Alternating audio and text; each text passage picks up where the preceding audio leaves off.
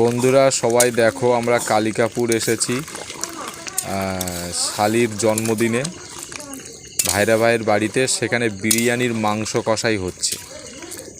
হ্যাঁ, এই আমরা সবাই বসে আছি পাশে, দুজনে মাংস কষছে। এটা কি সুন্দর মাংস কষা হচ্ছে, মাংস কষাই চলছে।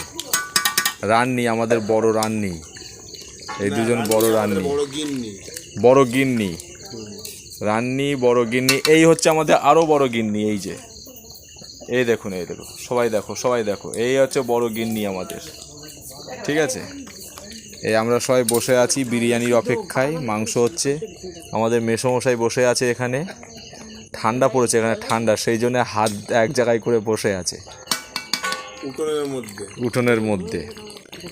মাংস